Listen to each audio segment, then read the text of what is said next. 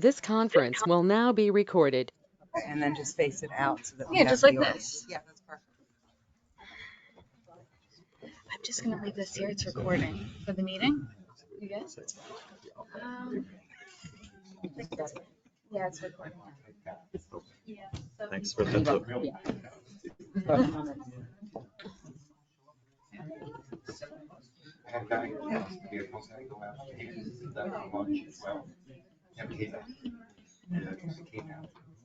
Work for the day. Never came out. And we had one cafe.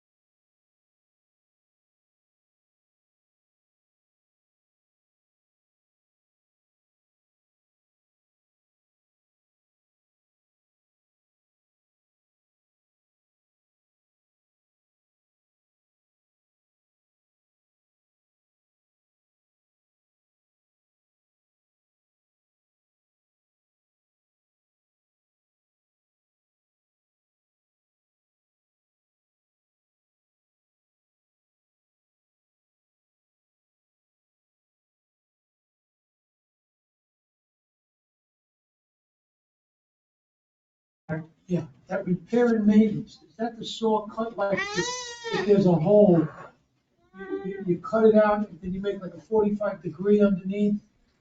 And, Respectfully, I missed the whole first part of it when I was walking up here, so okay, I apologize. can you go back to the front page? Repair and maintenance, crack filling, pothole patches, a saw cut. Yep. Is that when you like cut it at a 45-degree angle? No, it would be at a 90-degree angle to cut. All right, but what's the one where you cut back about 45 degrees and patch, or you gravel and patch, so that if any ice or water gets in there and that expands, it doesn't blow out the patch? It's like compared to a cold patch. You could be referring to two things, but neither of them are meant for water intrusion, so I'm not quite sure which one you might be going towards. Well, I know, They make a 45-degree angle when you're paving like a joint. yeah, That's like if you're ever on the LIE, one lane's paved, one is not, and you drive over it, it kind of feels so much smoother. Like, why didn't it feel like you hit a rock? It's called a wedge joint, right. but that's not for water. What was the other one you asked about? Well, I was worried about when it ices up, like when you put salt down, and then it Yeah. ices up, Yeah. and it expands. Uh-huh. Then starts breaking up. Okay. So it'll last a year, and that's the problem. What you might be talking about is potentially a repair where the asphalt is just on top of the road. No, that's a cold patch, isn't it? No, you can do it with hot asphalt as well. Or And that joint is now elevated, and so plows can hit it, tires can hit it and move it. That sometimes you put like a liquid AC, but we don't have any of that accounted for. What's the best joint up there? Well, of the first two, Mhm. I'm assuming that the best joint would be the first one, because there's no price per foot. It's labor and material and how long it's gonna take to properly. Was that in any, what am I'm looking for a word here. In any contract, whether it's plumbing or painting, preparation always, So there's gonna be joints in all three aspects of it, and there's different types of joints. So it's really tough for me to identify exactly what one you might be talking about. I do know that whichever joint we might be referring to, in our case, is gonna be done, to proper means and methods, but I'm not sure which joint you're talking about. I'm just concerned with doing the job. 4 months later, salt comes along, I think you're water. jumping a little ahead. Let's figure out if we're doing the job, and then we'll worry about the joints, no? All right, never mind. Look, if there's a saw cut patch that's done, which we did a whole bunch of them, right? Yeah. Here. Where the saw cut is done, on that 90-degree cut, there's something called a liquid tack coat that gets installed. That's basically bonding the new asphalt to the old asphalt inside of the joint. That's on a cold cut joint. That might be what you're talking about, but All right, I don't know what I'm talking about. Okay, Sorry. It's possible. No, You probably do. Not now, sorry. Go ahead. if at Never some mind. point it comes up and you Yeah, want to shoot an email, we we'll, could. we'll, respond we'll, accordingly. we'll, as we get a little bit, this is an overview, so I don't want to get too technical. Does the board have any questions regarding technical that they wanted to throw out? Anybody else have any technical questions? Yeah, just real quick, like if you guys when you do an assessment of the village for the overlay and for a mill and pave, I know it's kind of dependent on the process that we want to take, but what's like a time frame to redo the village? You guys have an idea of by what you've seen, like what we'd be looking at? In terms of time spent on site, Yeah, Assuming overall all of the project. roads Yeah, in so we one do shot. everything, kind of like what we're looking at roughly for downtime.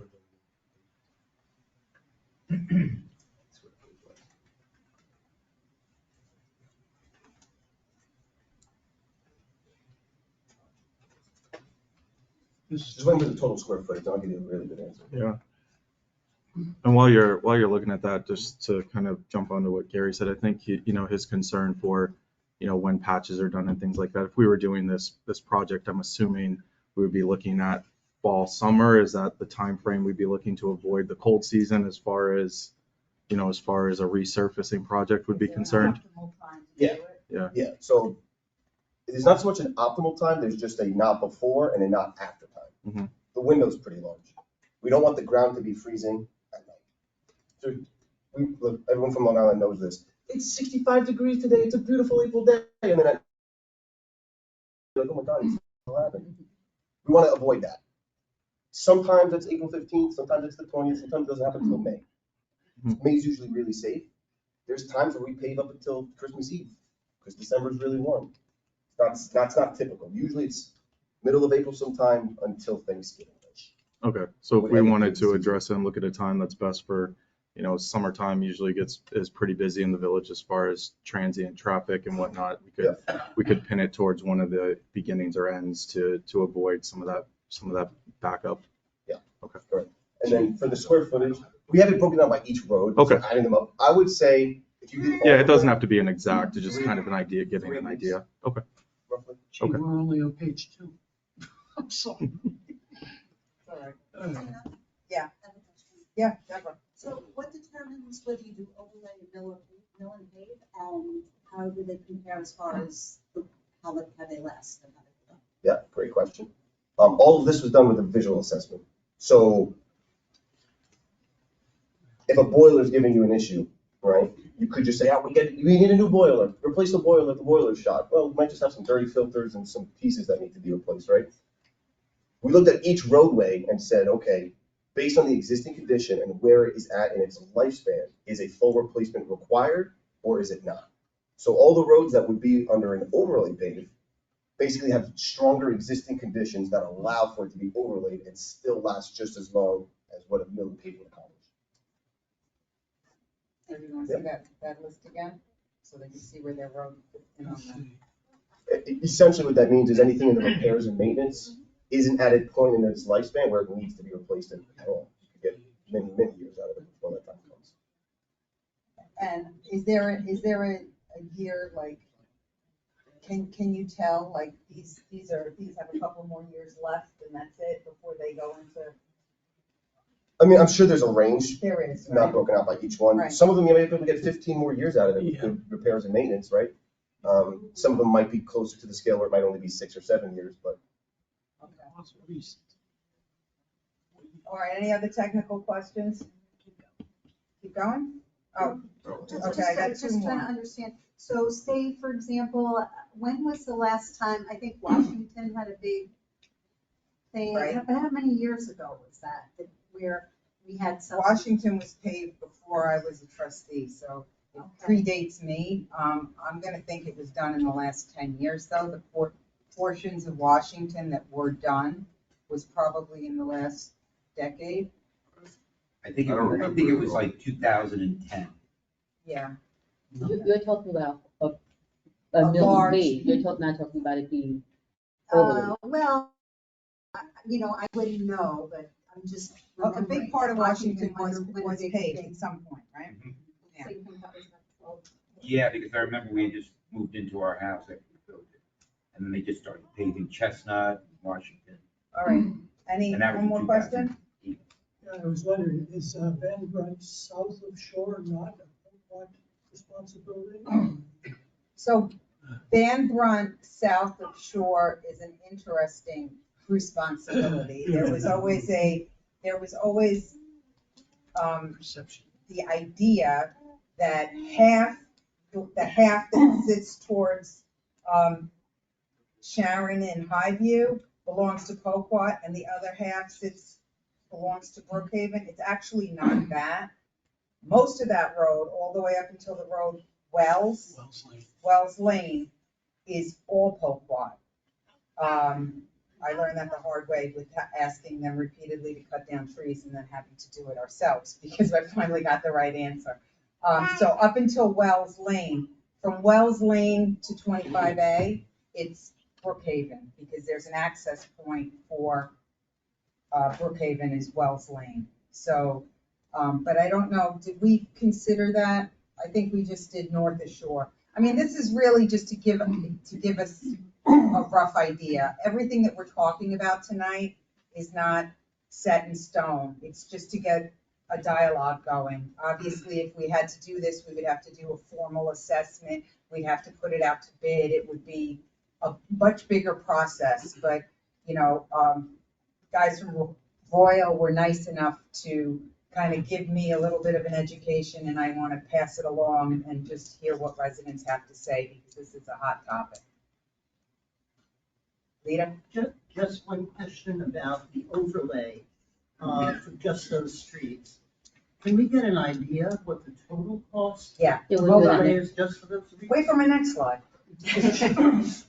Okay, so I think that's cool. Thank you guys. Yep. You guys can stick around if you want, or you can run away. I will respectfully Run decline away. the offer to stay. Have a good night, everybody. Thank you. Thank you very much for coming, guys. Okay, next. Your first presentation. Next slide. Okay. Oh, I had it. Oh, no, wait.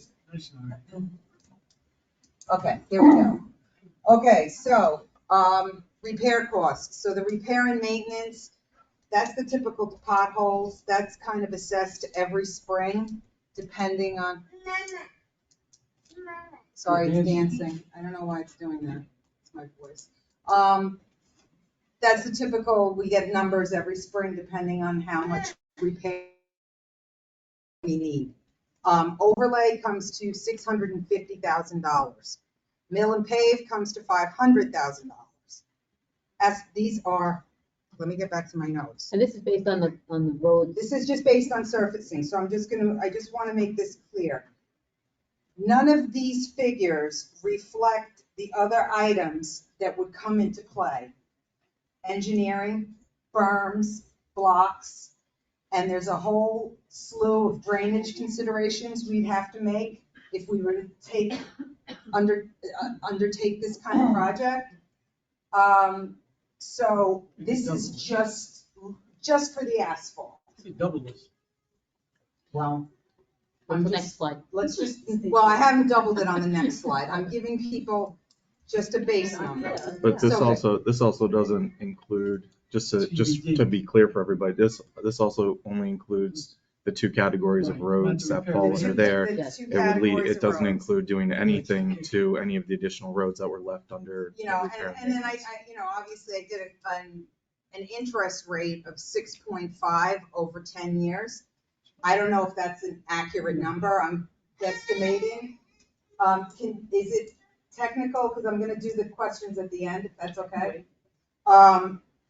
So this is not super accurate, but it just gets us a starting point. And this starting point is how it stacks up. So the reason it says tax implications for the Chiaffis is because I really couldn't steal any of your tax bills to use it as an example, so I used ours. So, huh? I said, thanks, Mike. Yeah, so, couple of things on this that are pretty important. I'm using my taxes. Another reason I chose us is because we are not the biggest house in Poquat and we're not the smallest house in Poquat. But does everybody understand how the per 100 rate works? Everybody clear on that? Yeah, okay. So the per 100 rate would remain the same, but the actual calculations are based on Brookhaven's numbers and what Brookhaven gives us in their assessment for home to home. I want to point out one thing that's really big, and I'm finding that I hear a lot about how much everybody pays in taxes, and we all do pay a lot in taxes. But I think that people don't realize how little of it is Poquat. So Brookhaven, if you look at my bill, this is my bill from this past year. I paid $19,000 to Brookhaven. I paid less than $1,500 to Poquat. 93% goes to Brookhaven, and that covers schools, fire, police, highway, libraries, Suffolk County. There's a lot of other itemized bullets that you pay for through Brookhaven. Poquat covers all things Poquat. That includes roads, drainage, code enforcement, parks, administration, snow, garbage. That's all rolled into, well, actually, Poquat taxes, then snow and garbage are a separate line item on your tax bill. That was that's all of it though. So here's, everybody's seen All this. three. That's everything. And then we've got snow and garbage. I don't know which is which, but all three combined come up to that, and all three combined come up to 7% of your overall taxes. I'm gonna toot mine and the board's horn for a minute. It's a little biased, but Pocatello really does do a lot with a little year after year, with the exception of garbage and snow, which increases annually across the board wherever you live. We haven't increased taxes in at least 5 years, I think maybe more, 5-ish. So we really do quite a bit. But how it winds up looking for the roads with the 10-year bond is you're coming up from 1429, or I am, per 100, 1869 per 100 to 2376 per 100.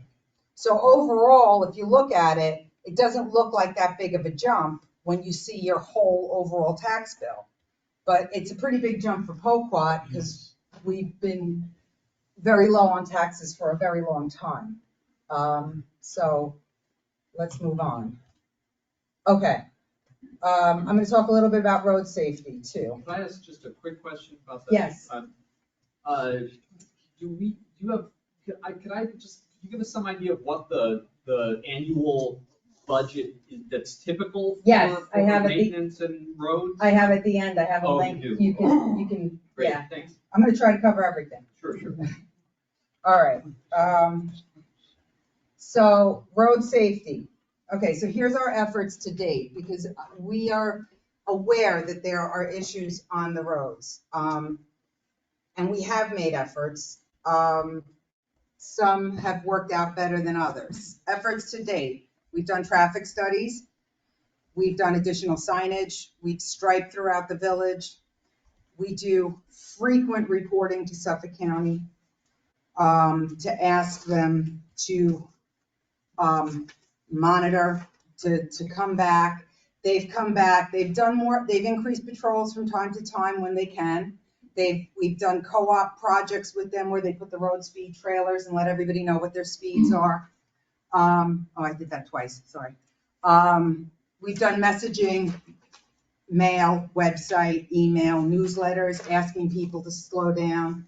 The road speeds trailers was supposed to be, we've lowered our speed limit to 25 miles an hour. We just did that recently. That's hoping that the people that follow the speed limit will slow down the people that don't. And we also did a program.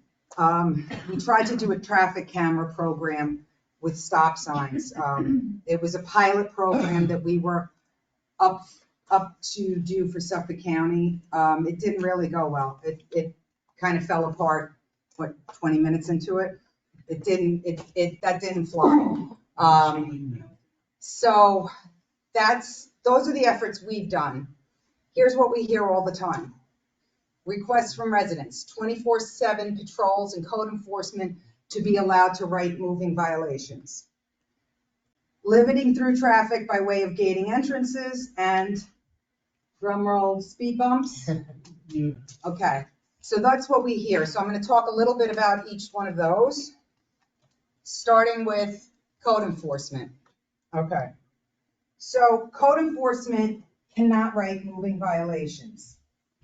I'm sure that if it was up to the board and we could decree it so, we probably would vote to do so. But what their role is defined by the Suffolk County Charter, Suffolk County Civil Services, and New York State Department of Criminal Justice Services. Right now, they cannot write moving violations. That's not an option for us. They can all moving violations, but I just want to preface that people think that Belterre can or Port Jefferson Village can. They can't either. If you're a code enforcement officer, you don't have the ability to write speeding tickets. People get tickets in Port Jeff because there's police there, because there's a lot more activity and they write more tickets. There's more police there normally on patrol. Moving violations can only be written by Suffolk County. We've initiated a lot of requests. Here's the reality. People don't go through stop signs and they don't speed when there's a patrol car parked on the corner. They slow down, they behave. So if we have a car there, nothing happens. And the other reality is that Suffolk County, and we've had many discussions with them, they don't have the manpower to station cars on the road, on roads that, and don't get mad at me, I'm not, this is Suffolk County, to date have not yielded any incidents in their records. So we're all really upset about the conditions of our roads, but I hope there never is a fatality. I hope that there never is a major incident. But I can call Suffolk County Cope and say to them, hey, you guys got to help us. We've got a lot of problems. And they're going to say, no, you really don't, because there's no records of anything terrible happening. So they limit their patrols to a certain degree, and there's a shortage. They don't have the manpower to put people here all the time. I will say that they host a community meeting every month, and I'm a big fan of the squeaky wheel gets the oil. So I put up the contact number and the meeting dates. I feel that if every time there's an issue, the residents should take to their phones and contact Suffolk County and voice it. We do on your behalf. But if they hear it from you, and they hear it, where there's only 5 of us, but if they hear it from all of you, I think it might have a little bit more impact on getting patrol cars here. So when you see something, call. Can I just, Yes. I'm running through because No I know everyone's gonna wanna chat, and I'm just a nervous wreck, so let me get through it before I pass out, right? Okay, but I do wanna also talk about what code benefits are to Pokemon. Because they're kind of there, and some people say they don't do much, they do a lot. They patrol for safety and security in the village. They work with Suffolk County whenever there's an incident in the village. They monitor and advise me of all criminal activity in the village, 3 village area. Whenever there's something, I know about it because they let me know. They investigate all resident complaints of local code violations and have issued the summonses accordingly. And we do get a lot of complaints, and they do investigate quite a bit. In addition, some benefits, they conduct security and home checks on request. They did 50 in 2024. They issue violations to non-resident vehicles parked on Pocock roads and common areas, which is another big complaint. They did 103 in 2024. 2024? 2023, sorry. Change all those 4s to 3s, sorry. I did a spell check, it didn't catch that. Manage and coordinate all village special events. We have a ton of special events, especially in the summer. 154 in 2023. And this is the big one. Our code enforcement officers saved the lives of 3 residents in the last 5 years. Really got there before the police, before the fire, and they saved 3 lives. So, I mean, for me, that's pretty priceless, right? Okay, tax implications, same deal as before. Taking my 1869 per 100, it becomes 2210. That's for code being on 24/7. That's what that looks like. I'm gonna do a sum total of everything. Code meaning the code enforcement. Our code enforcement, switching them over from, they're part-time. Everybody who works. So they're not 24/7 now? They're not. I actually called them last night at 10:30. I did not think I was gonna get anyone answering. Someone did answer. They do answer and they do monitor, but they're not, They're all, everyone's civil service. A lot of, most of our, is it all of our employees, right? They're all civil service. So they're actually limited under their scope to how many hours they can work. Civil service kind of puts a cap on everything. So that's what that looks like on our taxes. Oh, and by the way, just to get back to this, this is the 23 tax roll. This isn't, this is not a crystal ball. I don't know what it's gonna look like next go round. Okay, entry gates. So this is another topic that comes up pretty often. Before I go through the pros and cons and the coordination of it, I'm going to just state Poquat roads, they're currently classified as New York State rights of way. They cannot be gated under this classification. The reclassification of our roads is not impossible, but doing so would preclude us from receiving any of the New York State funding towards road repair and drainage that we currently receive. Changes to a public roadway must be made in accordance with the Federal Manual of Uniform Traffic Control Devices. I've spoken to Brookhaven and New York Department of Transportation on this topic a few times to see if there's any likelihood, if we wanted to do it, if we could. The answer is really no. I mean, really, what they've said is you could submit a request, but given the bottlenecks that gating the entrances to Poquat would cause on 25A, the answer will likely be no.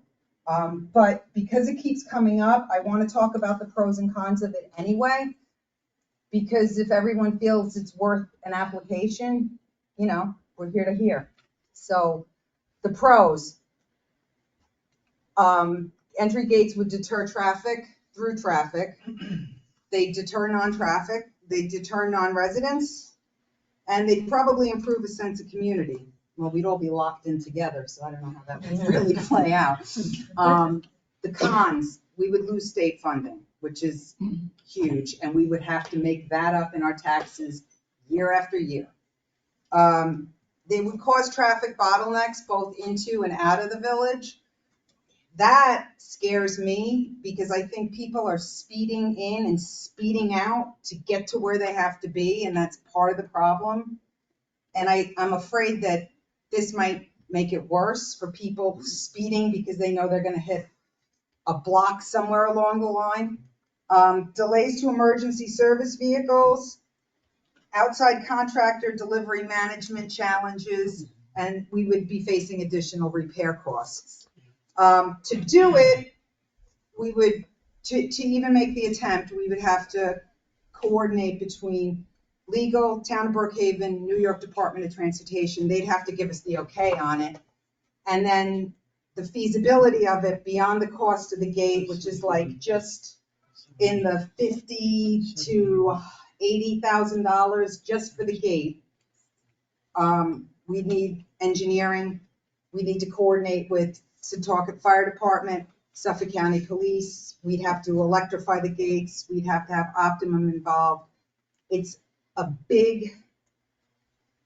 a big challenge, the gates. It's not, it does have some merit, but it's a little bit of a challenge. I'm interested to hear what residents feel, but I didn't price this out because the ballpark would be beyond ballpark. I can't say yes to you because I'm saying no to everybody else. 20 years ago, it was costing about $85,000. I used to do that kind of work. Okay, thanks. Okay, here's the other one, speed bumps. So this is the big one lately. Here's the pros and cons. The pros, hands down, forces vehicles to slow down. Cons, slows down emergency vehicles. They're noisy and people don't like the aesthetics. So I did a little bit of research.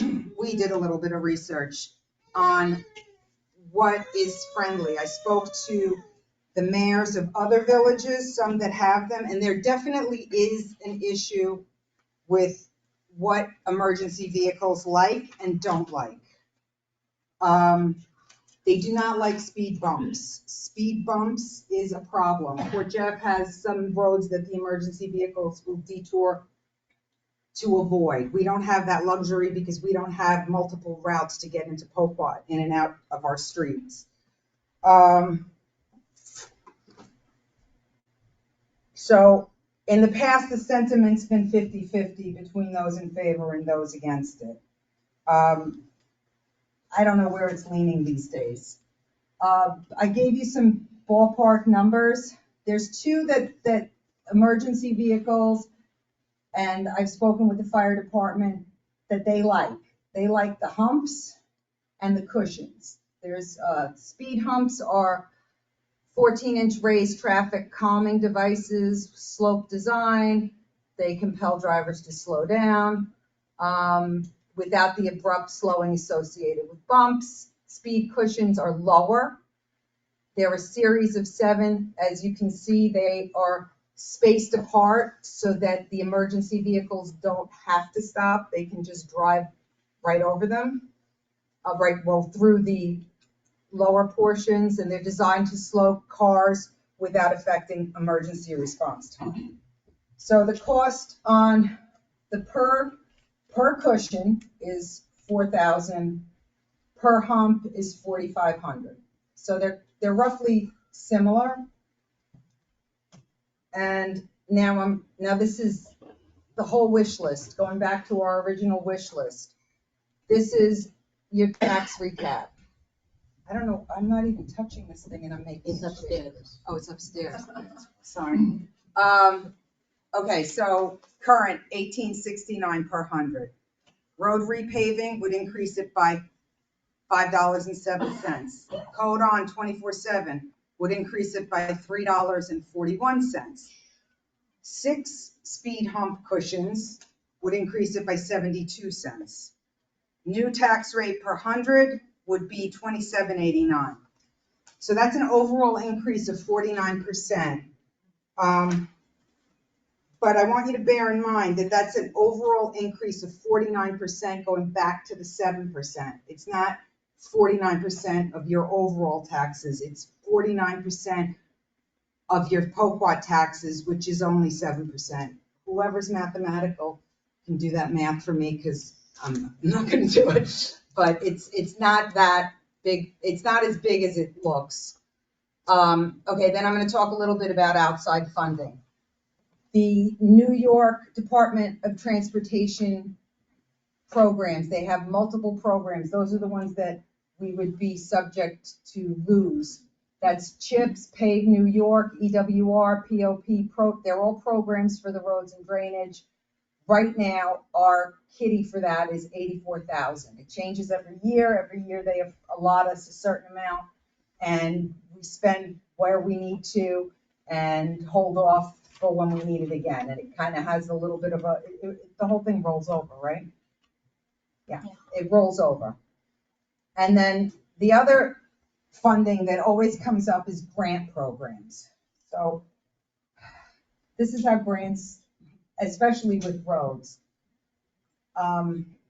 Since I've been on the board, I've seen only one grant that had to do with COVID where the money came in ahead, where it was given to us. Typically, we have to pony up before they reimburse us. We spend the money, we have to write the grant, which is very time-consuming. Grant writing is very difficult. I'm not saying it's impossible, but it would take a full-time grant writer. Most of these programs do. And then, you're in a pool with I don't know, however many other people requested the grant, and then it gets divvied up, or you get awarded, or somebody doesn't, or you don't qualify. So regardless of any grants that we could apply for, we're always putting the money up front. We always, and then it's a question of, hey, we got a grant. Guess what? We got a grant for roads, and that $1 million turned into 500,000. There have been situations where we've given money back. A lot of you probably got checks back from your taxes just recently with the village did they get issued yet? Not yet? Not yet. Oh, sorry. Woo. But, there's some refunds coming. It's possible, but it's not something we can bank on as a community, that we are gonna get covered for all of these expenses. That's why I'm presenting this, because we have to think, do we wanna do it? What's important to us? And do we wanna spend the money? And that's, really the whole point of this discussion, because roads and safety and road conditions, these are big topics, and everybody wants them improved. I want them improved. I want the wish list from the first page, but there's the realities of what we want and what we can achieve. So, that's it. I'm done. How'd I do? All right? So this is, that's the village budget that you asked about. There's a QR code. You can grab it, or you can come to Village Hall and ask for it. It's available on the website. Village budget is always there. It's on the, I think it's one of the quick links on the website. And then if you wanna take this presentation home so that you can comment on all the typos I had, there's a link to that too. Okay, I'm almost done talking here.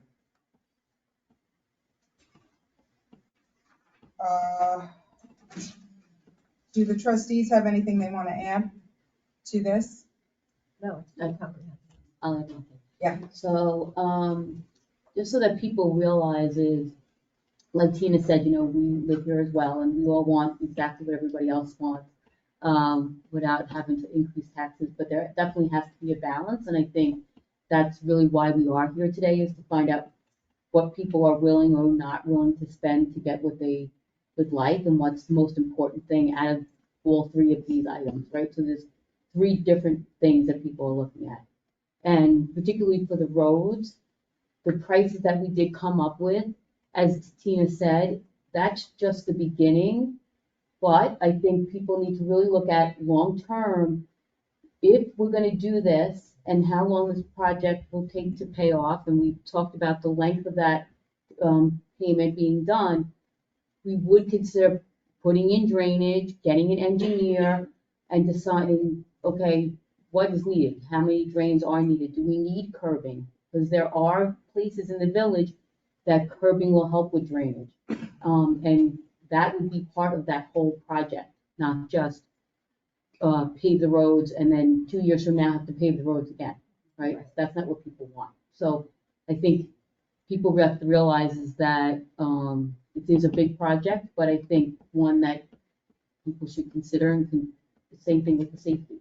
What is really important, and how other ways can we deter people from speeding, because we want that same thing.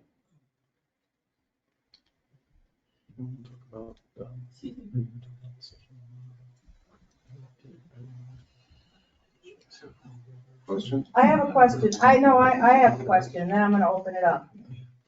This is really informal, but show of hands, what's everybody think about the roads? Who would go for it? Go for what? Go for the whole Megillah, the whole thing. You don't know? Okay.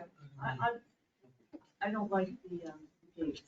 No, I'm talking about repaving roads. I wanna see roads. Who wants to repave all the roads in Poquad? Who cares? You Let's said go. all. I said all. And that stopped me. All right. I mean, Who that's wants to me. repave the road that Gary lives on? Nobody.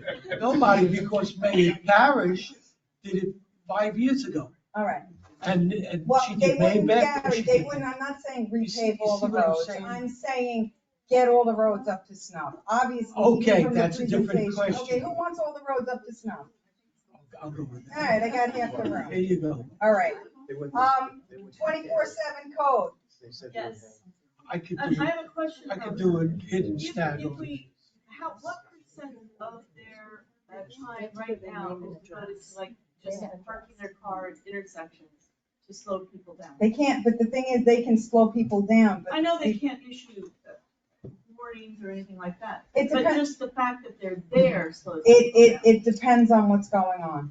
I mean, that's the reality. It I'm just depends. wondering if increased vigilance by the code people would help the problem.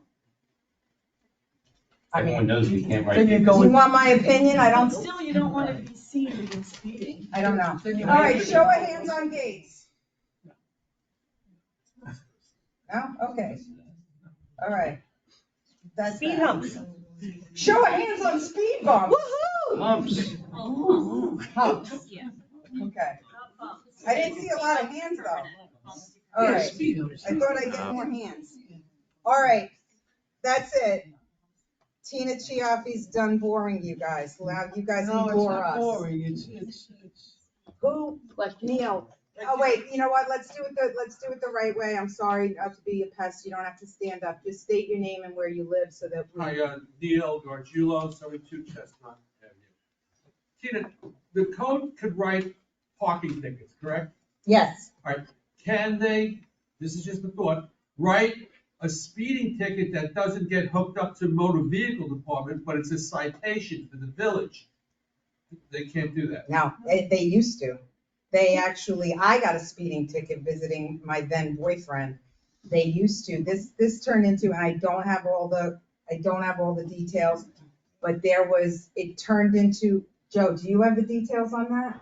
As far as like, didn't it turn into like a litigation where villages were writing tickets and then it went to court and it got determined that they were doing it kind of not, they weren't allowed to, something like that? I think it was three other local villages, not Oak were involved in a significant litigation that cost them a lot of money. And they lost. Many years ago.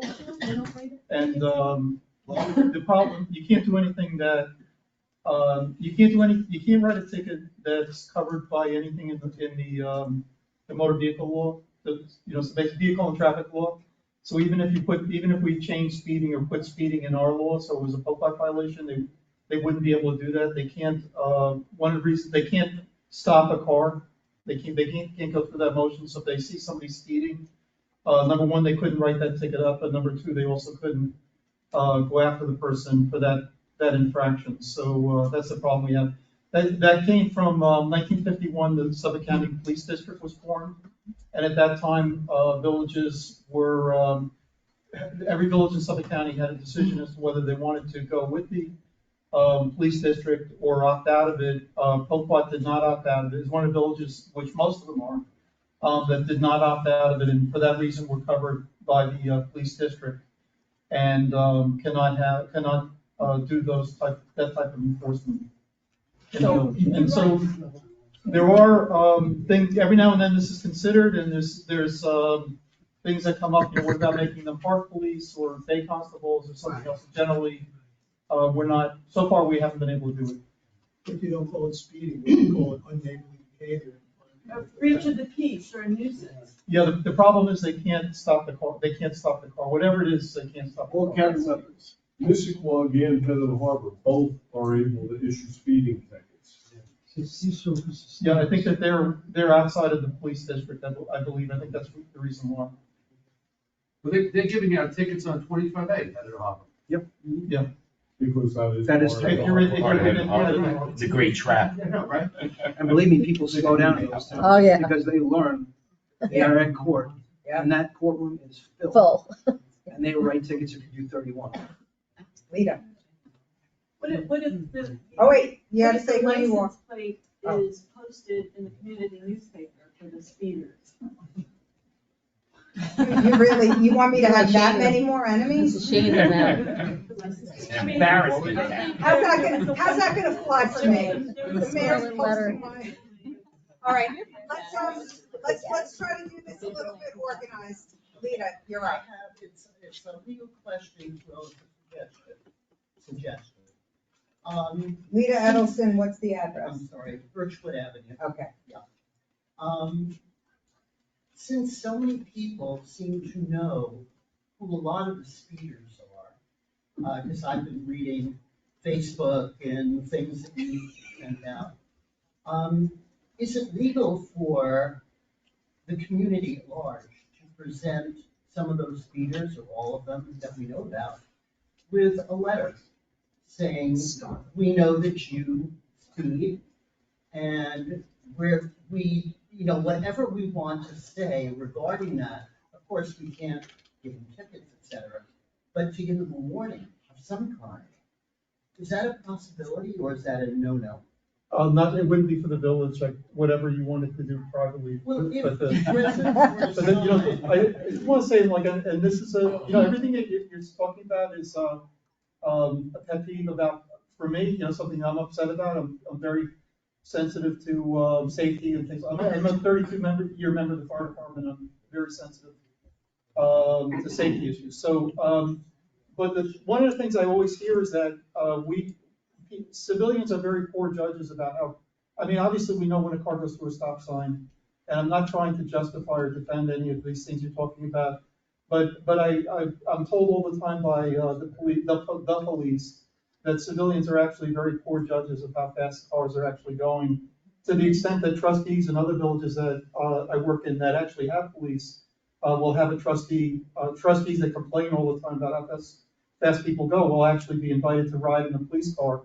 And they'll say, oh my, look at that person, and then they'll follow them, and the person is doing 28, 25, or 32, not Our 102. roads make our roads, I'm not defending the speeders, but our roads being so small and the way that our roads are, somebody doing 30 on our road looks like somebody doing 40 on a larger road. That is true.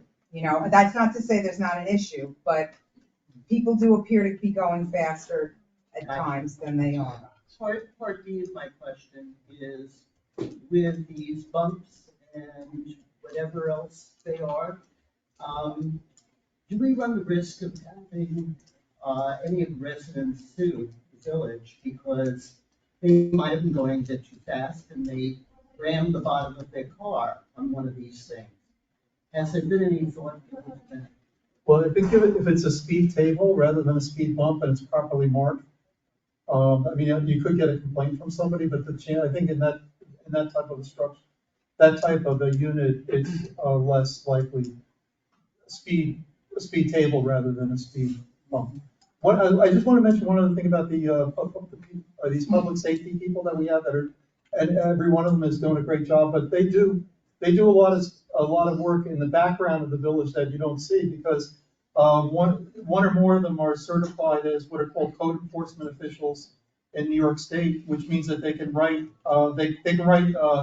a whole series of tickets under the New York State Uniform Code. Those are mainly safety, fire, and building tickets, and they give a lot of support to Mike Giappi and to Tina in the village with that. They're always doing paperwork.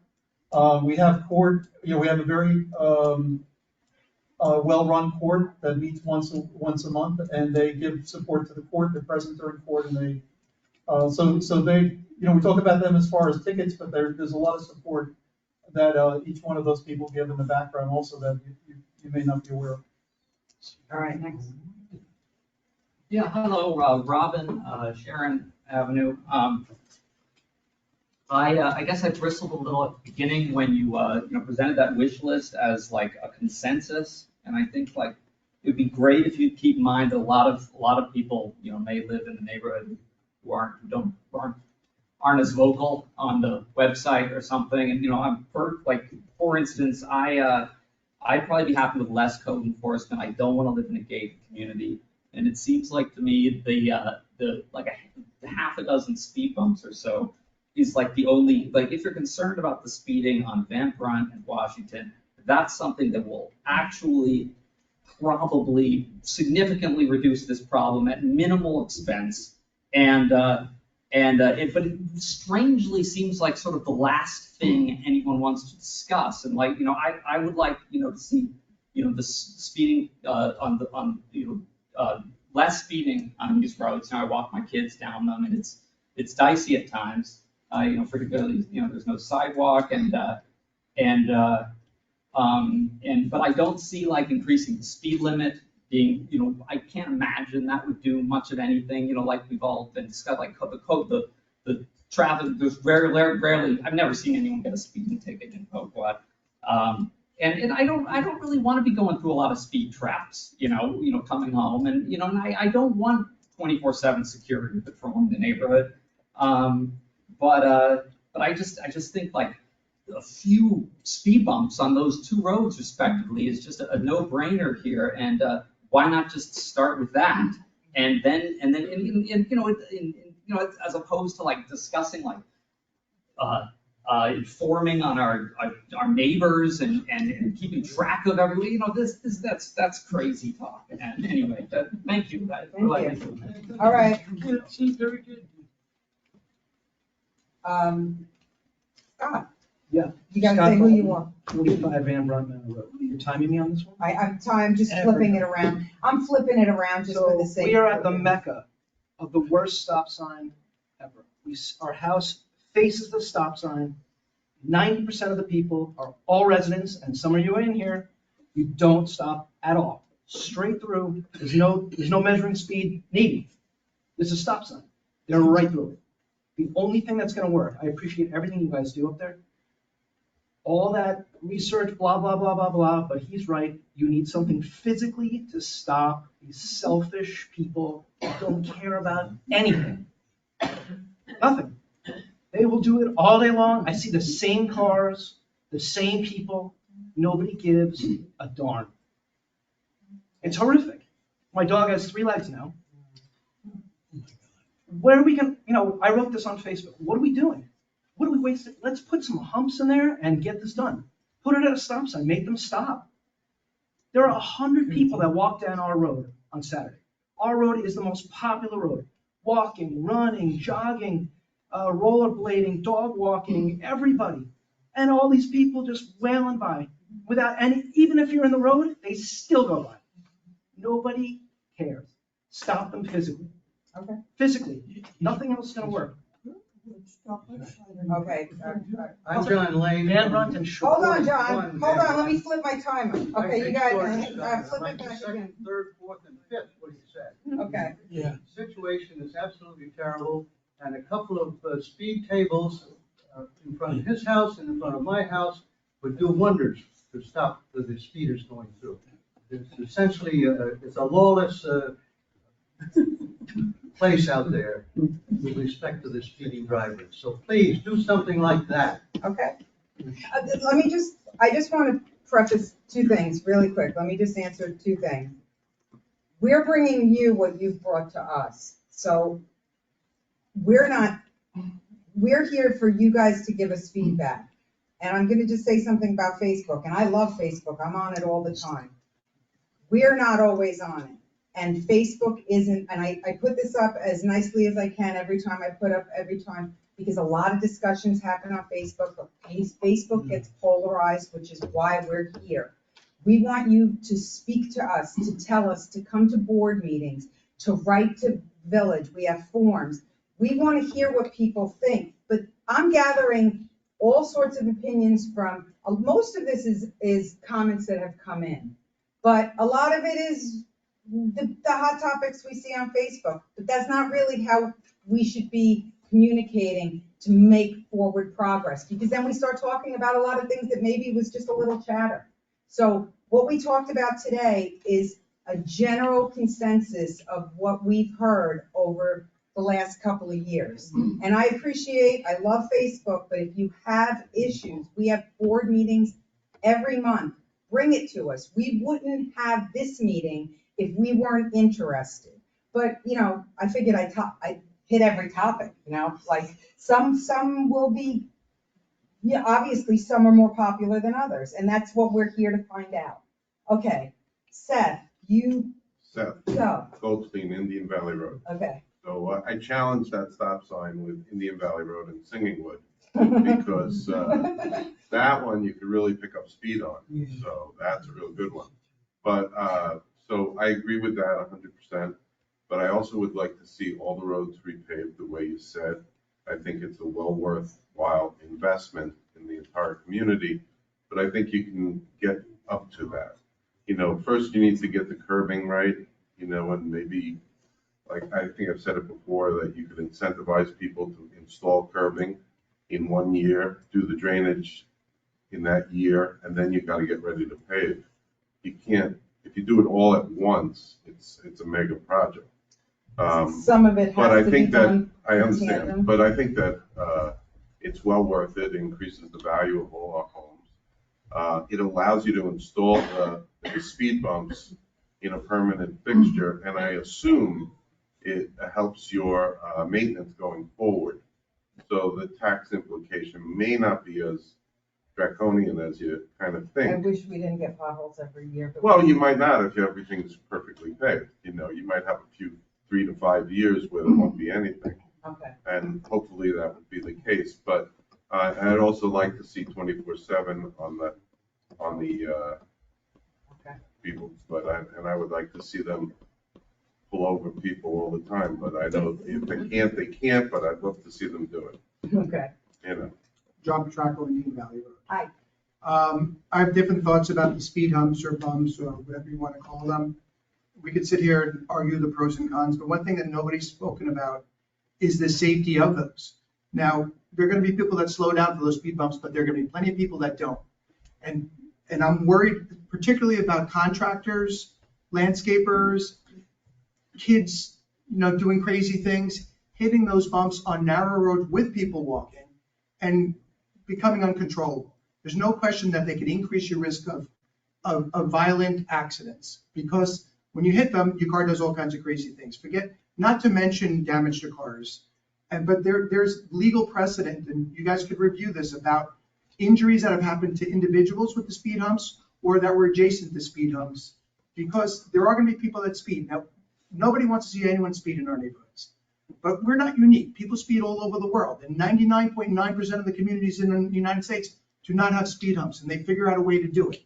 I don't think that's the answer. I personally think they're unsightly. I think they will decrease your property value.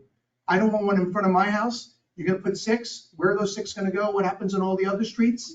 There's a lot of issues with speed humps. Not to mention, if you're a patient I'm a physician. If you're a patient in an ambulance, you had a neck injury, you had a spine injury, you have appendicitis, you hit those bumps, it's a whole nother ballgame. My biggest concern, again, is when people hit the speed bumps, if they are going more than 20 miles an hour. We're going to be walking our dogs, we're going to be walking ourselves. They're going to go out of control and somebody's going to get hurt. I think you're more likely to have an injury in an environment like ours than you would in every other community with speed humps. You can't generalize speed humps across the board. We have narrow roads, okay? You're more likely, I think you're going to have more injuries with the speed humps, personally. And there's legal precedent for this. The district, the area could get sued, and that's going to cost a lot more. And there is going to be damage to cars, especially if you have low-profile cars, trucks, contractors. I think you got to think about that. And again, nobody wants to see anyone speed, but I don't think that's the answer. Unless you're putting a speed hump every 150 feet, it's going to happen regardless. Kim? Hi, Kim Thayer from Washington Street. I agree with the speed bumps. I was wondering if you have spoken with Port Jefferson, for instance, and see how many accidents that were or danger a speed bump can do to. So so I did speak to the mayor before Jeff. I went over it with her.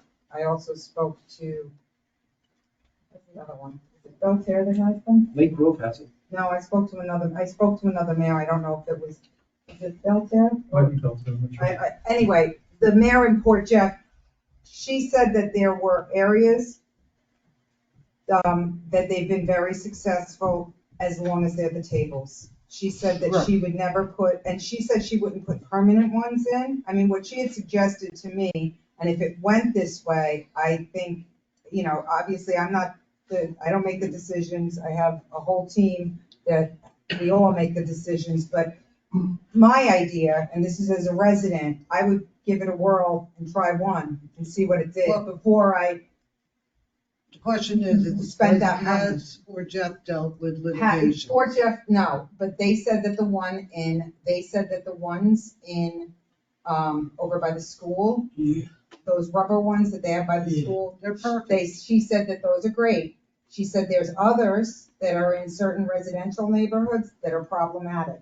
She didn't say anything about accidents, but to be honest, I didn't ask her. What she said was the problem was that there were some that were so, that the emergency vehicles, avoid them. If they have to go to an emergency here, they go around this way. We don't have that, we don't have that You're not gonna ability. speed bump Chestnut or Walnut or any of those streets. It takes you, to get to 20 going up Walnut, it's impossible. Going down, you're just braking. No, I mean, I think we would it's have to just really. those two main roads. We would have to do a bit more research into, I would probably even ask an engineer to weigh in on where the locations would be. Obviously, my opinion is, and I don't know how the board feels, it would be the main roads where people pick up speed. But where you would place them, obviously Scott and John want them in their driveway, but Well, it's a stop sign. no, I know, but I don't know if a stop sign is the place to put it. Well, I think of it'd be course, it'd perfect. be 200 feet or so. Yeah, I think, I don't know if they You're put not it gonna by hit the it on stop sign, anybody's so. driveway. That would be repulsive to the home. Right, no, I'm only kidding. No, but what I'm saying is, everybody will want to have them in certain locations, but I think we would have to engineer them and put them where they would really be the most beneficial and work. I had 10 seconds left. Wait, you have 20 seconds left, but I'm saying- let me go around the room and I'll come back. Look at me, I'm going like this, it's only in case somebody talks for 40 minutes like me, then. Okay, So I'm Jess, I'm on Washington Street. I definitely support the speed tables. I don't support the speed bumps. What I question though is if we're gonna do the speed tables and you presented how much it costs, whatever. The thing that I like about the speed tables is that they can be removed. Clearly, they take away the aesthetic of Hopewell. We all would not be happy with staring at that out of front window. Absolutely not. But if we were to remove them, we don't get reimbursed. So essentially, would Hopewell house them? And then if we decide to come back to a forum like this and say, hey, listen, we should put them back. Let's just say we pilot this for a year and we say, okay, it's definitely decreased the speeders. I think we're all I'm just throwing out a time frame. And then we remove them. why would we remove them if they were working? Well, let's just say everyone's like, okay, I've noticed less speeding, some people chime in to say that they don't like to look at them, it's Okay. increasing property value.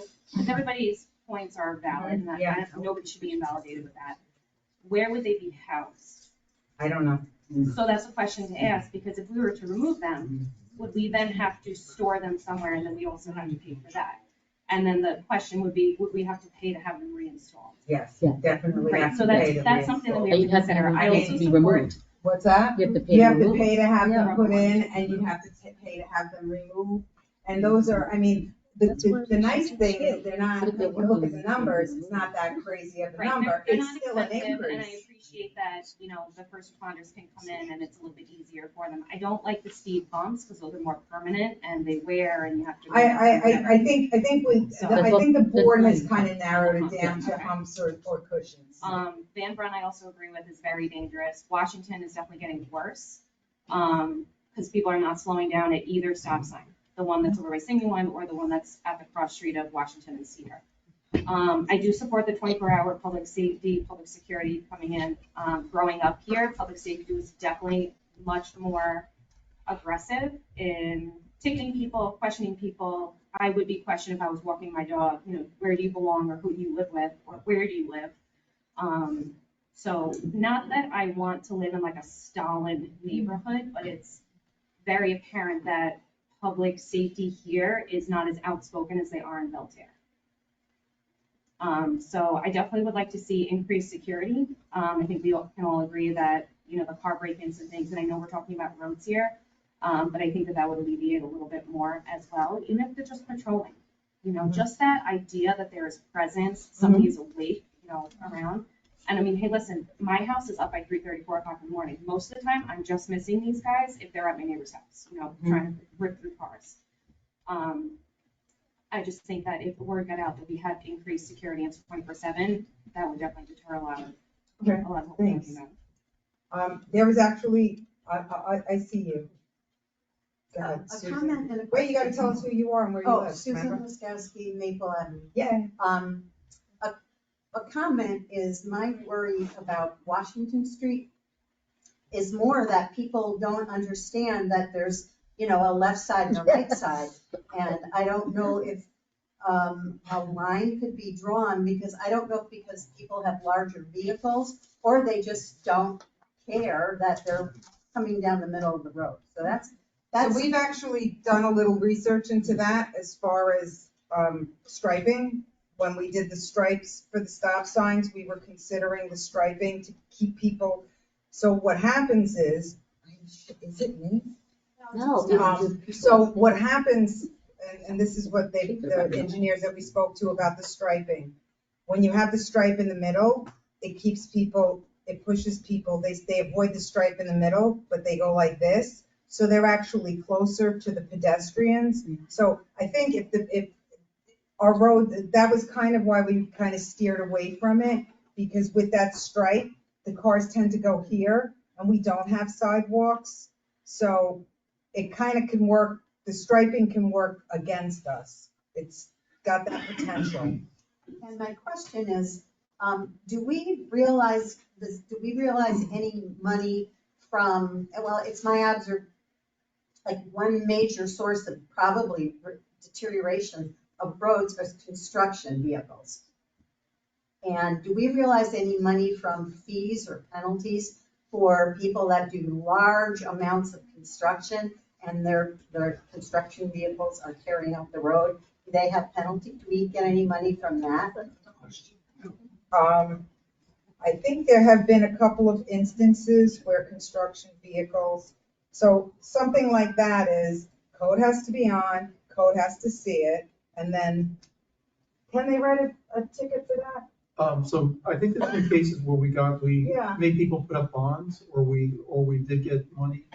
Not as a rule, but I think that there were cases where. There have been a couple of issues where I remember somebody tore up one of the roads going up and somebody had their name and we contacted them and they actually repaired it. They came and repaired it themselves. But anyone that does construction of large vehicles like that, they have to go through the building department. So there are applications and permits and fees that go along with that. And all those permits and fees go to the village. So those.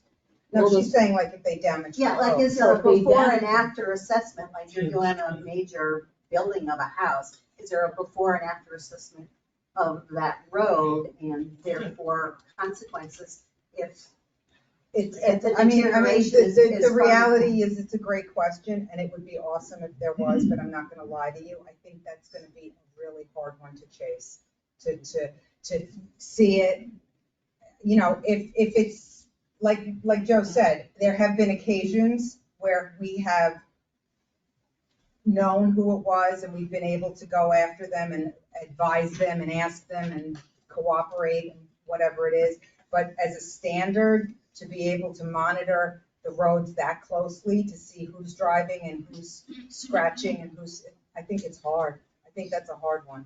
I don't know. Maybe if we had 24/7 Because it's controls. also the delivery vehicles. I mean, I Yeah, think, it is. you know, since the internet, I Yeah. think we've seen a lot more traffic because the delivery vehicles, and they're not parking the right way, and, you know, they're going on the curb and. Nancy, before I get to you, I forgot that I had some stuff to read, so I'm gonna jump in and just read a couple of comments. And I'll go back to questions in a moment. So I have this is from Roxanne Kiefer. Since I cannot be at the 124 meeting at Emma Clark, I would like to make a comment now. It is appropriate that the speed limit in Copart roads has been reduced and drivers are admonished to proceed with caution. There is another aspect of this issue. On Van Front, pedestrians walk along as if they are on a pedestrian right-of-way. It is astounding how many walk in the middle of the road, oblivious to the approaching traffic.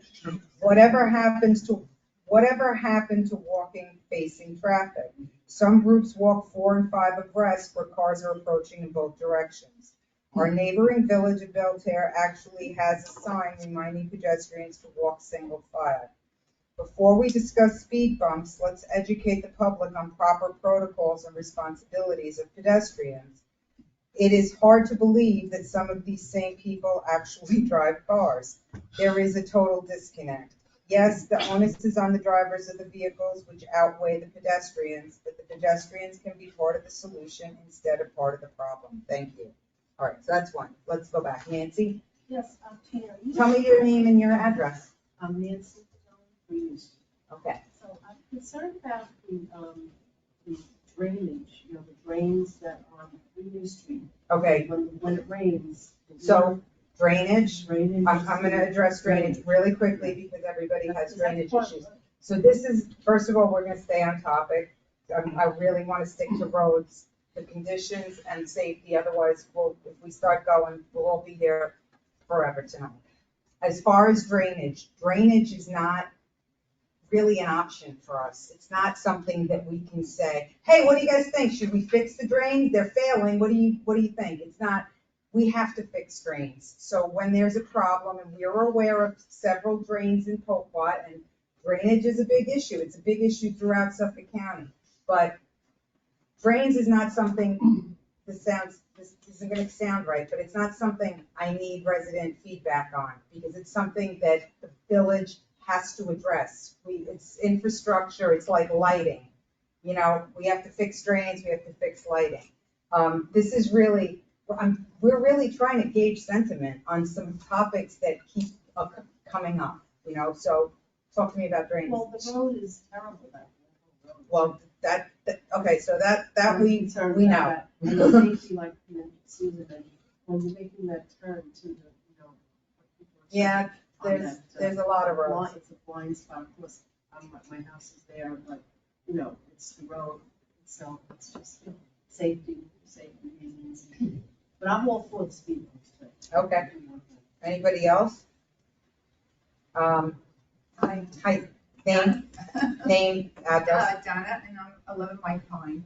Hi, How Donna. do we determine, is it put to a vote from house to house? Is that, Which question?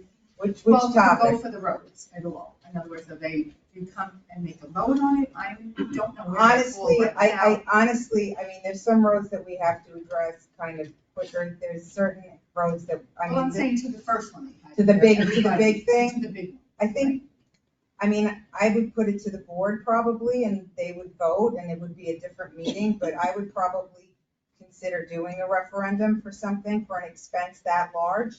It would be a consideration. Yeah, we're not making any crazy decisions based on this group, because there's residents who aren't, not that you're not all great. Not this group, right?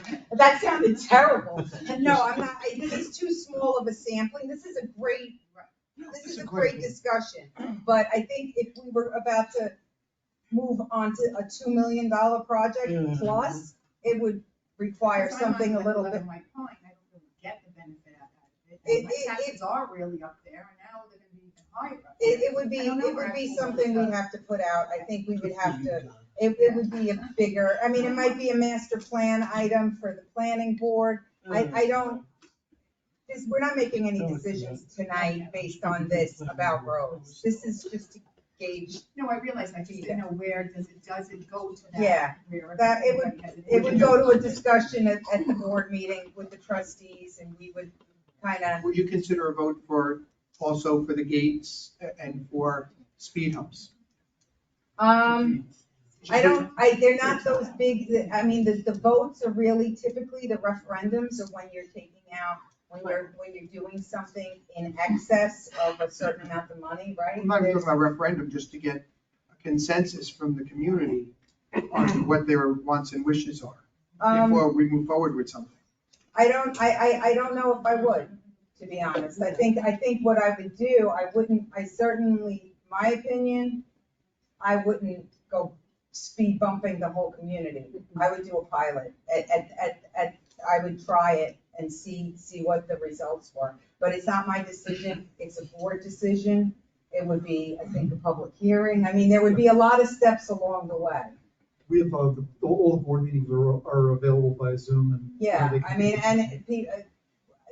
we're inviting you. We want you guys to come to board meetings. We're gonna have to get a bigger village hall if you will show up, but, we want you guys to come. I think we really are, right now, we just want to hear what everybody says. We want to talk about it, and these are big topics, and figure, let's get together and chat. Neil? The concerning thing to me, I don't know about anyone else, there are no traffic rules at all in Poquat. What's that? People could drive on the wrong side of the road because we have no enforcement. So there are no draconian rules at all. I mean, we should put a bigger emphasis on trying to get someone down here in Suffolk County. We've had no incidents, right? 0 incidents? Really? So, I So, mean, but the thing is, that's the danger. I'm really, instead of taking to Facebook, guys, call Suffolk County when you see something, because that's where you get heard. I mean, we call, I see people call in and I go, all right, let me call them again. We're on the phone with COPE often. We do communicate with them. I communicate with them, code enforcement. But if they hear it from more than just me, it's better. So, I mean, I think some of this, call Suffolk County, tell them to come down. If they hear it from me, okay, the mayor's chiming again. But if they hear it from 16 people, Tina, do you I mind- think they're more inclined. Tina, do you mind if I expand on Yeah, that go real ahead. quick? I just wanted to touch on, so, you're talking about having police, a more enforceable presence, right? And having things enforced. Along those lines, I know it's new, but that was just to fill you guys in some of the discussion that happened with the board with the reduction of the speed limits. Because the feedback we were getting, we asked the same questions, how do we get the police here? Feedback was police come and they're seeing that the speed limit's 30, cars are doing between 35 and 40 and they're not issuing tickets because they're in this range that they feel is given. So the thought process behind it was if we reduce the speed limit, then if somebody's doing 35, 40, now you're in excess of 10 miles an hour. So then that might incentivize the Suffolk County Police Department to have a bigger presence here if we reach out, when we reach out. And granted, it's just, we just changed over the speed limit signs a couple weeks ago, so it's still new. But that's some of the thought process that's, going behind those decisions, because we're, we want the same things, things that we want to present and to change. A big topic of conversation in our meetings is the enforceability of it. And that's a big part of it, is trying to make sure that when we do put these things into place, that they can be enforced properly. But there's been 0 incidents, right? As far as an accident, not that's been reported. There's been, no, I mean, there Oh, you mean have like been a, I'm sorry, I thought you meant like a accidents fatality in type of Oakland. There have been physical. accidents Oh, in okay. Oakland. But, Yeah, sorry. there have been accidents, but, there's accidents in Oldfield, there's accidents in Fort Jeff Village, there's accidents everywhere. So it's just, typically, I think from what I understand, they're looking for frequency of accidents. This intersection, there's always accidents here. Okay, well, is there an accident here? Yeah, there's an accident here and here and here, but there's no common denominator to justify constant patrols, is what I've been told. Chris? Chris Vogel, I'm on Birchwood Avenue. In regard to the comment you made about increasing presence, I know the stop sign program that was abruptly pulled. Would retrying that in any capacity and gathering data and presenting that, would that move the needle any in at least having something to back? Their equipment, they won't. They won't go, so that, all right, so No, that. do you wanna go over that program? Do you wanna explain it a little bit? Yeah. That was Jeremy's first project as trustee. It kind of. No, it's okay. Yeah, the quick background, we spoke to, over the summer, we spoke to Saddle Rock, which is in Nassau County. They piloted a program in Nassau County for. Can you speak up a little bit? Yeah, certainly. They Saddle Rock, which is in Nassau County, they piloted a program for a stop sign ticket issuance based on cameras. And they had a member of their village who had a daughter. This gentleman's daughter and wife were walking. To give you some background on them, they're a village comparable to us in size. They're under half square mile, approximately 900 residents. They're on the North Shore. They have coastal property as well. So there's some similarities. They have older, small roads. They have no sidewalks.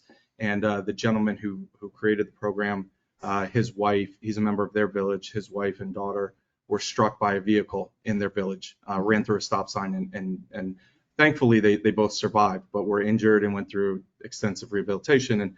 And so he then created this program with using some proprietary software to utilize cameras to take pictures of vehicles that were running stop signs. So we spoke with we did some research. We spoke with NICOM, we spoke with their attorneys, we spoke with our attorneys, and our idea was to pilot it in Suffolk County and to start with the data collection process, because we're still working out some of the legalities. The state Senate is still going through some of that right now and trying to implement rules so other villages can utilize the programs and software. They're expecting, I think, to go back into the spring in front of the Senate, the state Senate. And so we wanted to start with a data collection to kind of understand if it was as severe as we were hearing, right? Because we hear that people are blowing through stop signs. You know, we see it, I see it. You know, I also have young children. I'm out on the road, so I understand the concerns and, you know, the reason why I kind of jumped on it. But it was kind of shut down. We got a lot of negative feedback on it. People felt like it was an invasive process, having cameras in the village, and there was some damage done to one of the cameras, and the company pulled it. So, and you know, is it a hard no forever? I don't know, but for the time being, it was shut down. Yeah, but that's all right. Let me read another one. My name is Frances Hanlon. Thank you very much. Let's skip the thank you very much. I have lived in Poquot since 1996. Throughout my time here, I've loved taking long walks along the water and throughout Poquot. Recently, while walking my dog down Van Brunt Manor, each day I've become aware of the concerning issue of safety on our village roads. My dog and I are passed daily by people driving faster than the posted speed limit, sometimes as much as 20 miles faster than the limit. Also a hazard is the fact that many drivers do not come to a full stop at village stop signs. Sometimes this is a roll through and sometimes it is a complete disregard for stop signs, without even a slowdown to acknowledge the stop sign. This is particularly problematic at the stop signs on Highview Drive and also the intersection of Shore Road and Van Brunt Manor Road. There are many kids walking, riding bikes, waiting for school buses in our village. Many pet owners who must leave their dead-end street to walk their dog on main arteries like Van Brunt Manor Road and Washington Street. Speeding and disregard for stop sign makes our village roadway hazardous. One village family has already had a dog hit by a car on Shore Road, too close for comfort. This poor dog miraculously survived but has lost a leg. The suffering of the dear pet is unnecessary and unconscionable, not to mention the heartache and financial distress that family has undergone. It is for this reason that I request that speed bumps be installed in the village of Poquot. It is unfortunate that circumstances have made this solution necessary, but it is clear that self-regulation by residents in terms of observance of traffic laws in the village has not been successful.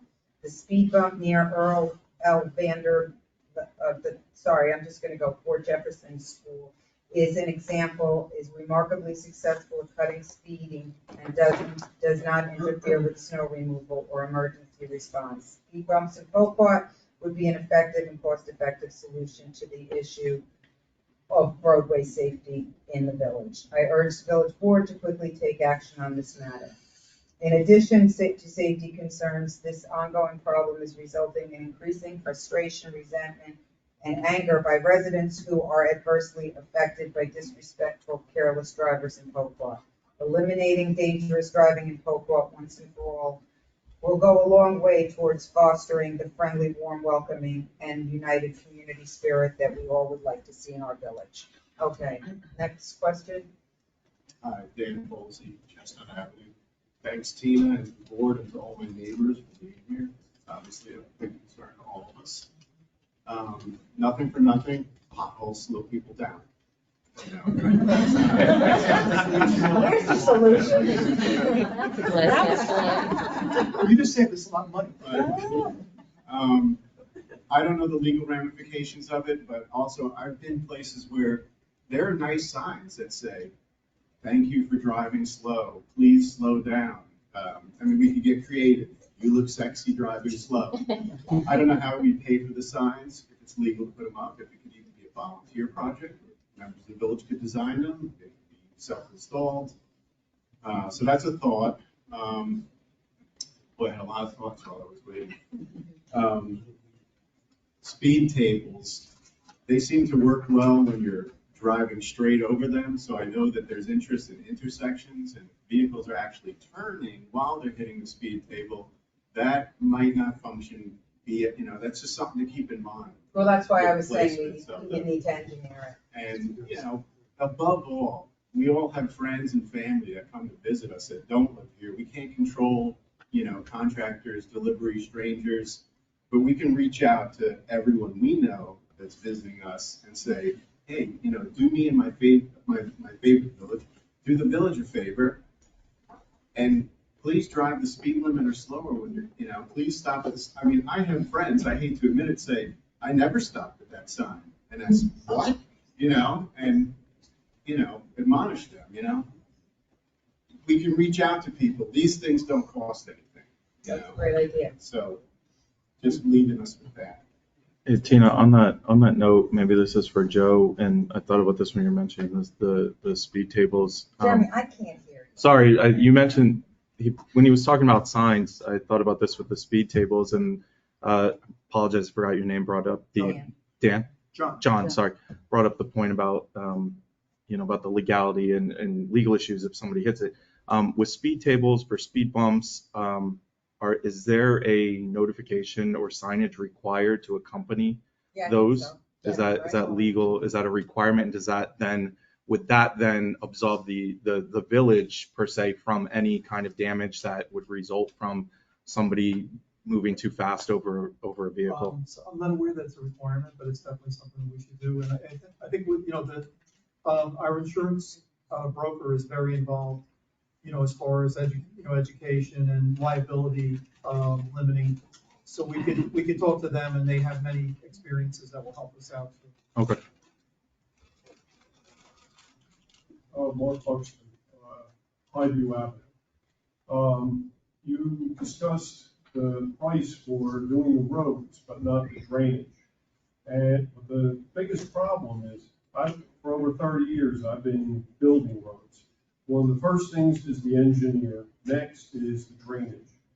And we do have drainage issues. We actually, from working in the village over the years, we have the worst soil. It's very high clay content. On Highview Avenue and Sharon, that were done within the last few years, when they came in and ground up the road, they brought clay to the surface. When I came home after they had first graded, it was like walking on a trampoline. And they paved it. When I came back the next day, it was paved. The biggest problem before any of this is there has to be an engineer involved. Drainage has to be set because Highview Avenue, just because it's the one road I see all the time, it got turned into half the water ended up being absorbed into the sides of the road. It is now a log flume. It shoots down Van Brunt down into the harbor. The road is coming apart. I don't want to bore you. I can tell you why it's coming apart right now. Somebody brought up the idea of machinery. One of the biggest things is the fact that the road salt, and I don't know if anybody's noticed, this is the worst year we've had yet with the road salt. Sodium chloride. It ends up going into the seam in the center of the road because it's referred to as a hot seam. It's supposed to be blended. But if they go too far and then come back, it's cooled and they can't get it to meet. The road salt goes through, the water expands and starts breaking the road. A good portion, when I was in high school, it was all farm fields. The company that came in and put the roads in didn't put a base in. A lot of the roads, if you end up grinding through, you're going to go into the clay, which it's a waste of money. I drove through the whole neighborhood. As I say, I do this. Royal Paving is doing a beautiful job at doing the pothole repairs. And I can understand wanting to have everything, cosmetically clean. But, there's areas where roads have to be ground down, they have to be ground down because you can't put another lift on or you would get rid of the curb. But if you took the thing all the way down, I'm just saying there's gonna be future problems. But when you were talking about the amount of money, the drainage is colossal. You could easily put $1 million into drainage in the village, but it should be done, those problems should be dealt with before the asphalt ever gets done. Well, it was the whole, if we were to undertake this kind of project, it would be, everything would have to tie in, it would involve engineers. This is really, you know what it is? People come in and say, we want to do this, why can't we do this? I pay enough in my taxes, and that's what I say too, that's what everybody says, I'm not knocking the room, that's how we all feel. But there's certain realities to how it stacks up in your taxes, all these items that are involved that, we just kind of, this is like. That's gonna change that number drastically. Oh, it is, it is, but I had to start somewhere, because for me to go estimate the drainage, and in all honesty, that number. We could easily put $1 million worth of drainage into the neighborhood. Yes, when we assume that, the point of the project and the point of Tina giving you a ballpark is, this is the minimum just to pave the roads. We have yet to deal with curbing, drainage, all these other issues. And I agree with you, I think it is gonna be another $1 million, maybe even $1.5 million. It could be. The issue becomes is, again, it's not what the 5 of us want, it's what the people of the village want. And at what expense are people willing to fix that problem? Nobody wants to raise taxes, but everybody wants something. Right. Okay? However, I'm a person, I don't care if my taxes go up, if I'm getting something that I can see, to a reality, to a point. No, to You a don't point. wanna see something deteriorate in. Exactly, that's what I'm saying, is I don't wanna live in a place for $100 for the next, my taxes go up $100 for the next 10 years. I'm okay with that if all these issues are gonna be fixed, right? If now it rains and I can't get down Shore Road, which that stopped the speeders, okay, 'cause everyone had to turn around. Some of them. Right? At some point, that's just going to expand. That problem, that drainage problem there will just continue to expand until you can't get down Van Brunt Manor. So at some point, you have to deal with what these issues are. And we're trying to figure out if we do raise taxes or we don't, where are we? That figure could be 3 times. It could be, but I agree that it has to be done right the first time, or we'll be ripping all the roads up in 3 years to put drainage down. So that's why Tina's trying to explain, we're gonna get an engineer, and it's gonna have to be in a step. That's gonna be the most important. It would have to be in a step type of issue. Tina, real quick, Suffolk County was talking about spending tens of millions of dollars or more to create a sewer system within Suffolk County that they have in Nassau County. I don't know if anyone's aware of that. And they've been talking about this for years, and that our old systems are kind of antiquated and we should have a sewer system. And I know they were talking about spending, I don't even remember what the number was, but I wonder if we reached out to Brookhaven and the counties, Suffolk County, because we might be part of that start, and maybe we could get monies from the county to incorporate, to create a sewer system, because they recognize that what we have now is not great for our environment. That there should be sewers that go to a sewage treatment plant, et cetera, like they have in Nassau County. So maybe we could reach out to them. Is anyone aware of that? Has anybody heard about that? Yeah. And I'm talking about like crazy money, because could you imagine all of Suffolk County becoming sewers instead of cesspools? We all want crazy money. No, but I'm saying they were seriously talking about this because they recognize for the future, that's kind of what we need, because what we have now is just not working. So I think we should at least explore that. I'll look into it.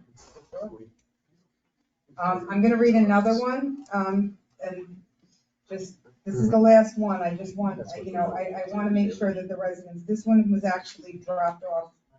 and it was an anonymous one, and it was dropped off in my mailbox. It goes into a lot more detail about other items, but I'm gonna keep this anonymous writer to the topic at hand. So, to my neighbors and Pocart residents, I'm writing this letter about the article written in the Pocart newsletter.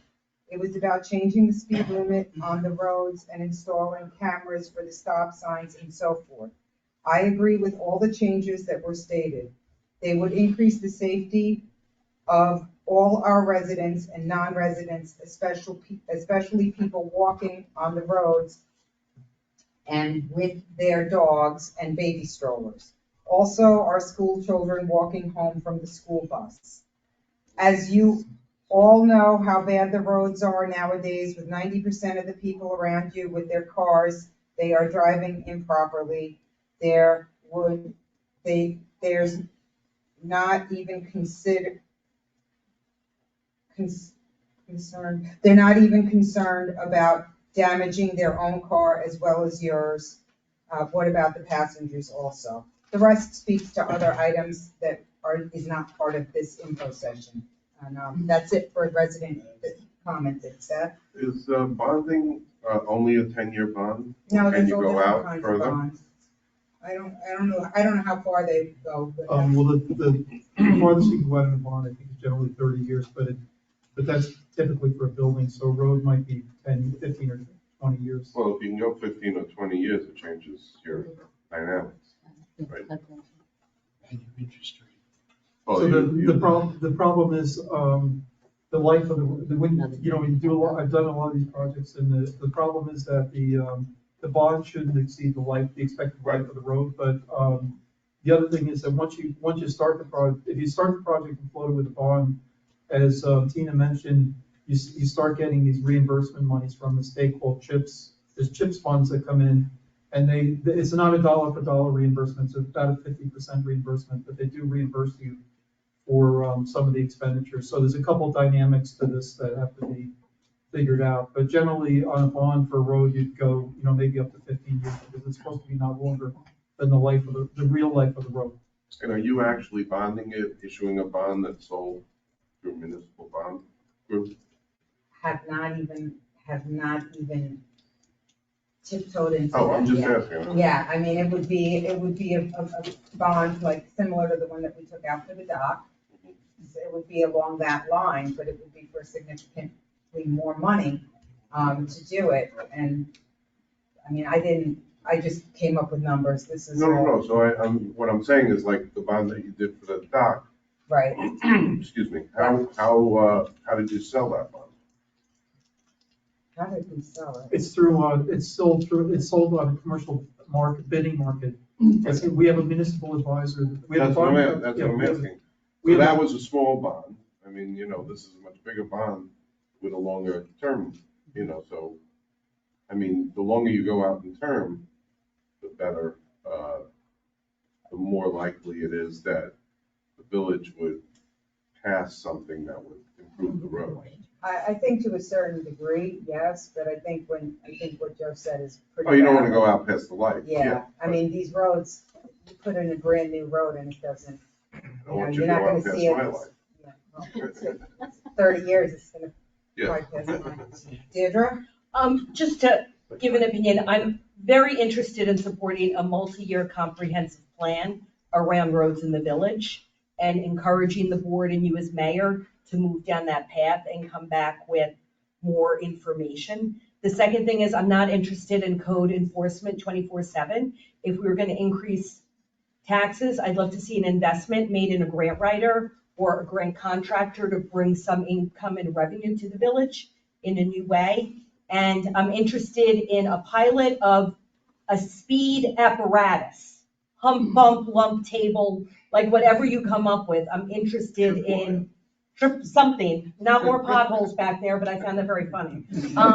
Very interested in a pilot to see what that would look like and understanding the liability. But I don't think fear of liability should keep you from doing a pilot and understanding the information. And I don't want everything going out to referendum for the village. I think we elect you to make decisions. I appreciate when you as a group decide that it's significant enough to put it out for comment and vote, but please do not move down that path with all of this. The end. Look at you, it's. My husband wishes I was this quick at home. Okay, wait, Gary, is that, you spoke like 96 times, so I'm gonna put you on. Just once. Is there anybody else that didn't speak yet? Can I just have my 12 seconds back? You can have your 12 seconds back, come on. As for emergency vehicles, these speed humps, they are all, my mother lives in Fairfield and St. James. There are tons of emergency vehicles going in and out, and we know why. All day long, those speed humps are all over Florida, in every community. They don't have a problem with emergency vehicles. They do have problems with the humps, which is why we looked at, with the bumps. They're using them in senior citizen. I understand, but places and where- when I spoke to the, and I'm not trying to argue, but when I spoke to the fire department, they said they're great, but they do the same to us. Speed humps are great. They do to us the same as they do to cars. They will slow us down, but we can get through them. So you're right. But I think that Fort Jeff really did have a problem with. What about the village of Lake Grove, which is on Hawkins, the main drag?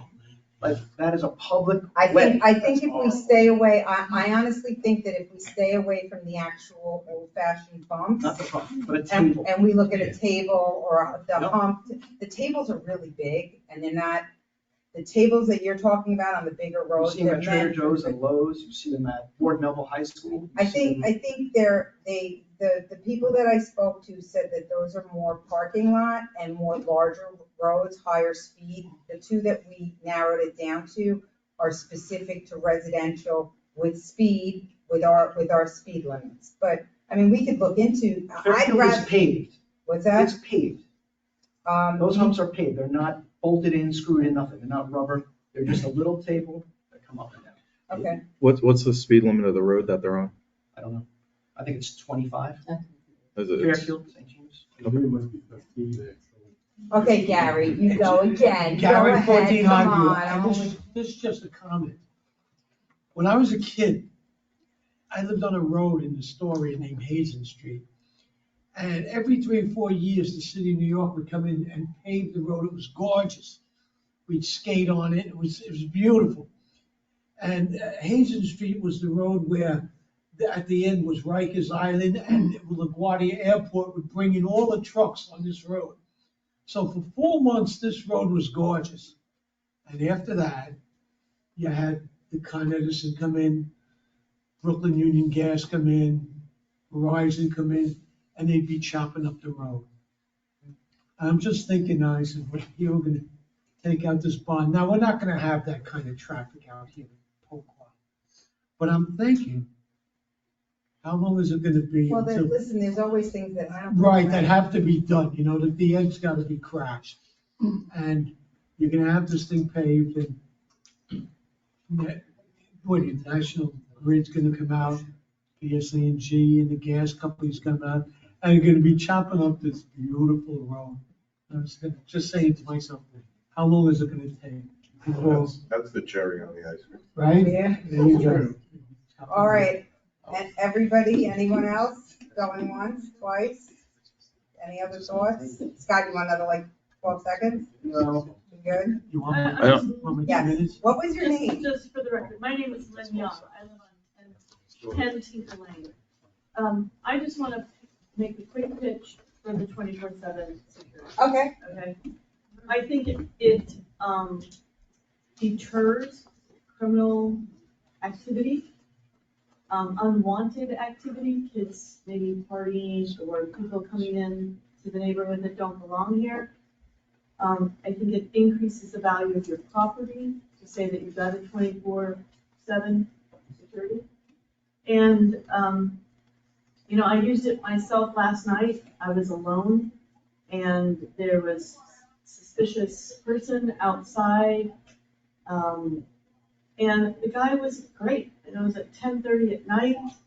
He, you know, came and drove through the property and I don't know, I think it's a really nice, to have it 24/7. I think they do a good job, and I do think if they were patrolling more often, that might help the speeding situation.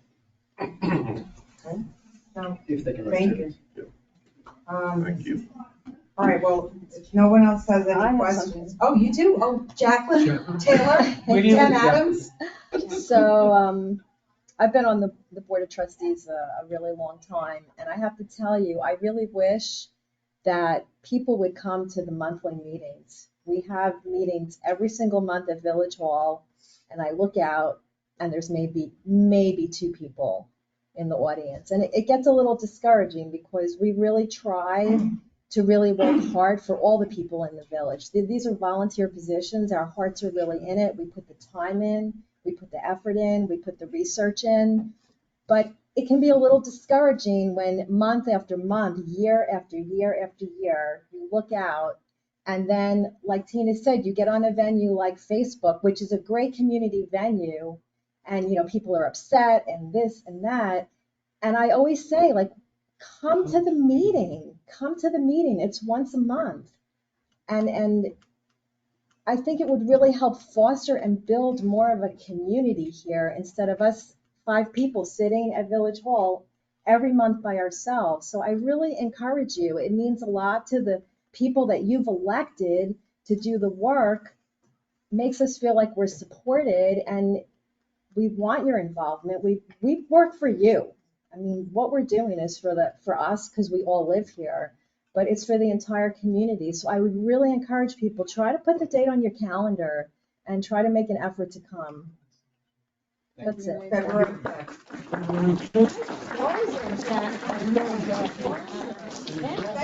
everybody, for coming. Thank you. You gave us a lot of food for thought, and your time is very much appreciated. February 5th, 6 o'clock. Do we have to clean up or do we leave the room as it is? You have to stay.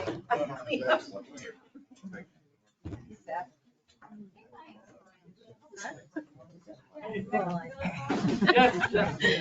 Thank you, thanks so much. Yeah. Getting ready. Yeah, we were there. No, this is great. It's choking to death. Presentation, I mean, it was fine. It was great. I was like, this is wrong with code. It's outside of their jurisdiction. Yes, I would. The 4th. This is the 4th person code.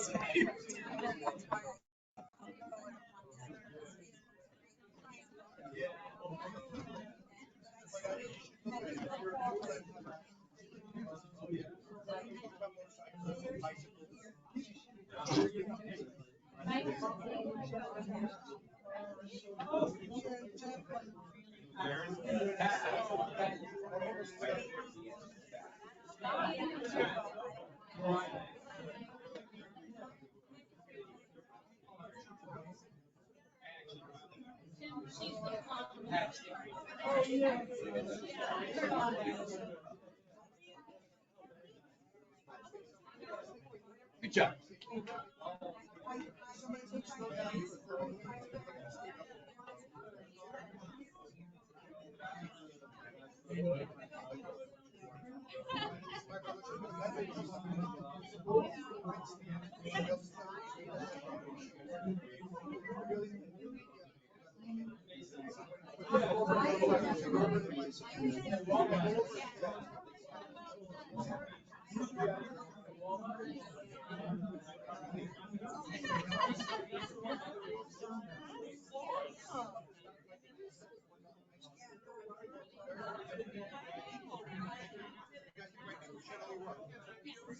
Same here, thanks.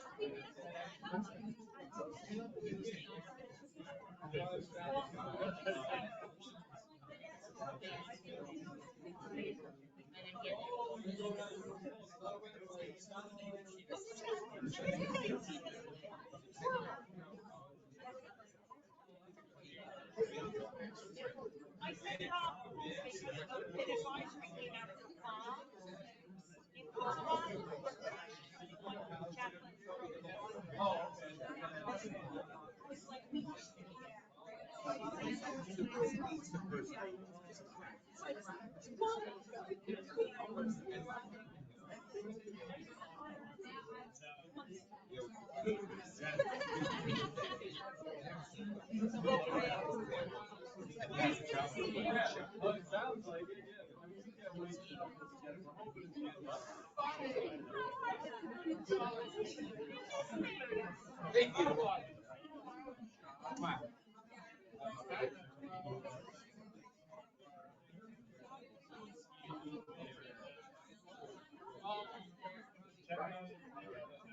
yeah.